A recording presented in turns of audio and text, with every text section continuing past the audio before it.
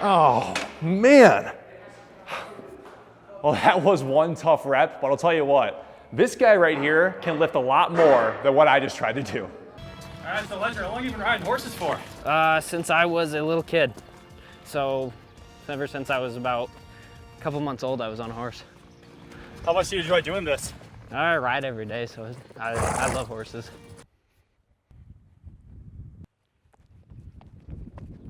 Whoa, hold on.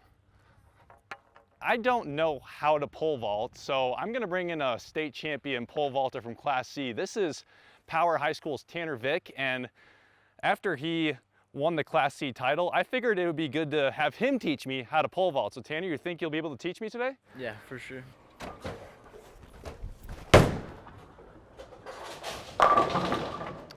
Well, I didn't get a strike, but Quentin Psycho, he gets a lot of them, and because of that, he's going to bowl in college. Before the trophy was presented,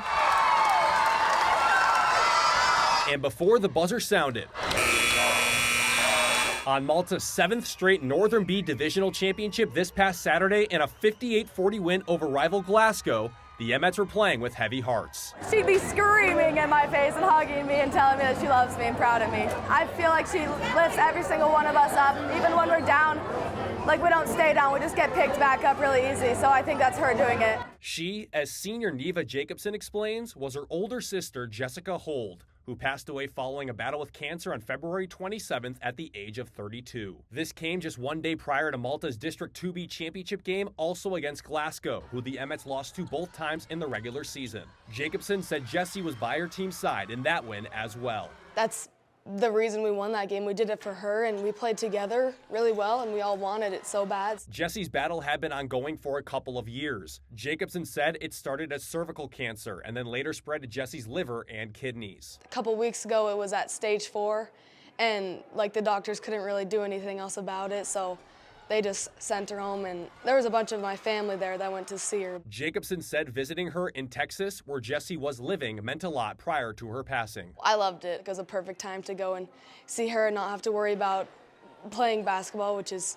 unusual for me because I'm always worried about that, but it was just nice to get away and go spend time with her and the rest of my family that I don't normally see that much. When Jacobson returned for the District 2B tournament, her teammate surprised her with something special. See, I didn't know anything about that, and neither did my family. The Emmets have been wearing warm-up teal blue shirts that say Team Jessie on the back. The teal blue is the color of ovarian cancer awareness. So we wore them for that game, and she did get to watch that game, which was her last game that she got to watch. So I'm very glad that she got to see us in those, and we'll probably continue to wear those shirts and keep representing her and doing it for her. Malta assistant coach Shane Anderson, a family member, reflected similar thoughts. That was pretty awesome. Well, that kind of showed the emotion, after the win, and it was all just so real, and very cool moment for the family and for Neva and for the team and for everybody. Fellow Malta senior Denver Tuss said the team wanted to do what they could to help get Jacobson through this tough time. We really wanted to come together and support,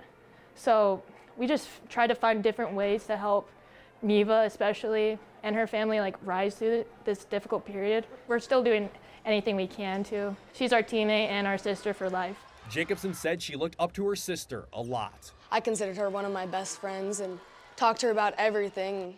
She talked to me about stuff too, so we just had a really close bond. And since Jessie's passing, she's always been on Jacobson's mind when taking the court, she said. Before every game, I pray that God keeps us safe and protected throughout the game. So then, recently, I've just been saying, help my sister lift us up and help God lift us up too. So it really helps out, I think. Malta has since won each game, including the mentioned district and divisional championships against Glasgow, and now looks to carry momentum, a 20-4 record, and an extra teammate in spirit to a potential Class B state title this coming Thursday through Saturday in Bozeman. Will Charlton, MTN Sports.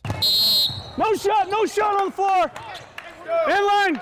Lance Olson, also known as Buck, is in his 29th year of officiating, but Tuesday night marked a first in his long tenure. It's quite a treat. It's something I've looked forward to since they showed interest in refereeing. Lance and his sons Tegan and Trenton Olsen officiated in the same crew for the very first time together during Tuesday's CMR boys basketball game. And Lance said that he's still involved in officiating because of his sons. I'd probably be done a couple years ago if they didn't start reffing, so it's fun to be around them and talk a little basketball with them once in a while. Tegan and Trenton said they've reffed together before, but this was extra special. Gonna have to definitely sit down and enjoy the moment when we're out there, kind of take it all in.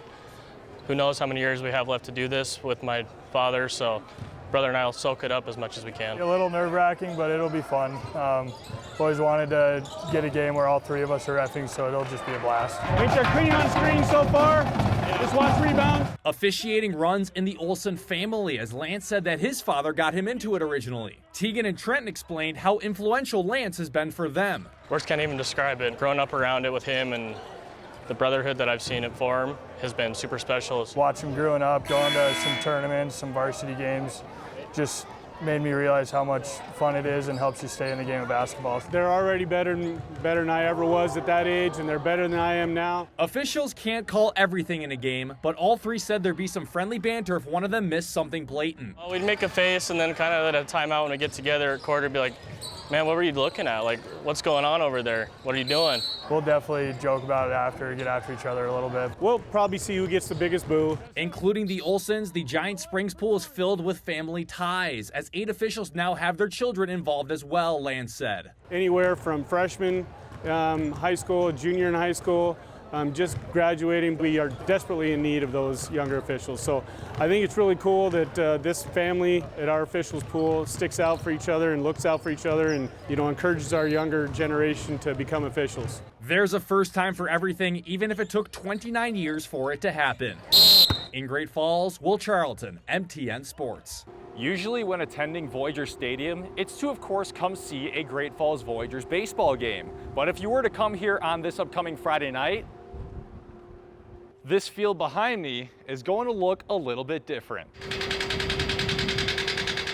For the 4th consecutive year, Voyager Stadium is preparing to get rocking. We're just really excited to welcome the public back again here on Friday night for 311 here out of the stadium. It's an always awesome experience, especially to have these rock shows out here. It's a lot of fun. As Voyager's president Scott Riesener said, the band 311 will be performing, and with that comes some logistics. It's trying to make sure that the field stays intact and is ready to play baseball just a few days later. And for us, that means a lot of porta flooring. So we have a lot of ginormous plastic pieces of flooring that are designed to be driven on by vehicles. The show is put on by the Newberry in Great Falls. The venue's general manager, Carrie Tobin, has said it takes extra planning to hold an event like this. So we started working with them a couple months ago for all their needs for the stadium show. It's a little bit different. We can open the tickets up to a lot more people and offer a few more options for ticketing prices and ticketing incentives. It's a different stadium operation for a concert, Riesener said. This food and beverage is set up a little differently. We've got beer stands on the field. We'll have porta potties on the field. So that means when you come to the concert,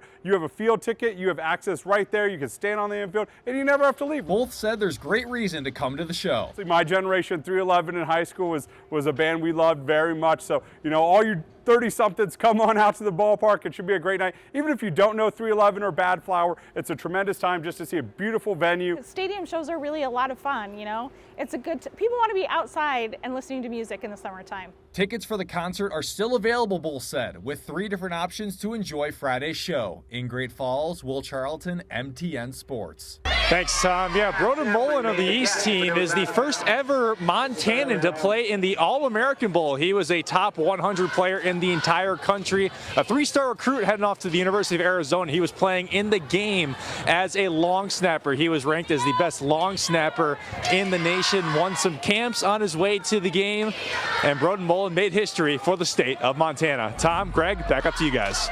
While Caitlin is no longer a member of the Argo team, her death is obviously hitting close to home for the Argos. MTN's Will Charlton joins us now in the studio with more on the impact she had. Will?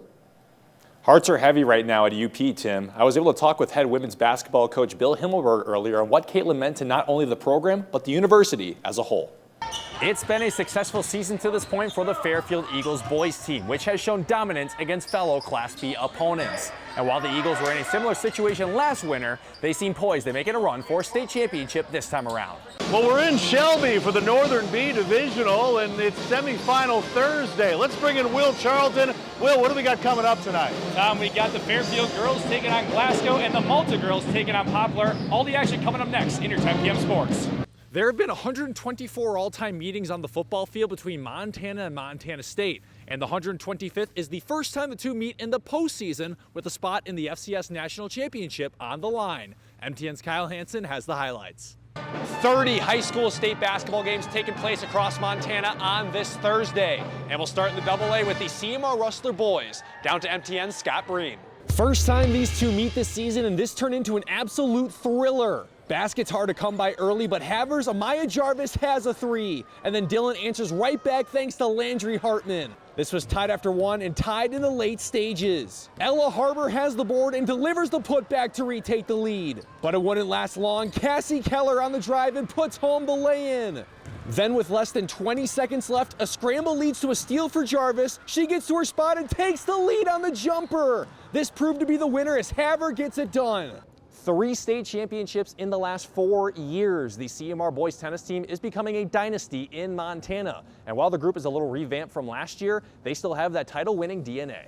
The big goal is to get 3 in a row. Senior Eli Christ has been a key piece of the last 2 team championships, including winning the double state title in 2024. After a second-place doubles finish last spring, Chris said he wants to cap off his high school tenure in a similar way to his sophomore year. It felt way too good to not try again, so that's the biggest goal. Really take it with my next doubles partner and just aim for the top. Chris' doubles partner is now junior Howard Daniel, who placed 3rd overall in singles last season. The energy that Howard carries is just insane, and so on the court we are just a big ball of energy, and we really try to just punch right back at the enemy and just keep it going. We hang out, we go to lunch. I mean, all that little stuff helps too, rather than just going out to play all the time. Having good chemistry, knowing where your partner's going to be at, even when you're in front of them. The Rustlers have 8 returners on the team, head coach Byron Boyd said, but it is a younger group overall. They just don't have tennis experience, so they're going to take their lumps a little bit. It's kind of a steep learning curve. It's kind of like getting thrown into the fire. They're really focused on the goal. I think we can do it. Howard and Eli at 1 doubles, I think, will be really strong. Being a part of hanging up the last 2 state championship rugs means a lot to Chris and Daniel, they both said. Has this unreal emotion attached to it, so we're trying to hang another one. That's going to be 4 rugs all next to each other, just saying boys tennis, so we're going to do that again this year. You can't make up a better feeling than putting up 2 rugs in a row, so it's awesome. Like the boys, the CMR girls also won the Northern Divisional last season, and freshman Georgia Pike said she likes the makeup of her squad. We have some good players, some good incoming freshmen, and we're all really close with each other. I want to do really well at state this year, so that's definitely a goal I have for myself. CMR began its season over the weekend in Billings and is next in action Saturday against Helena High and Capital at home. In Great Falls, Will Charlton, MTN Sports.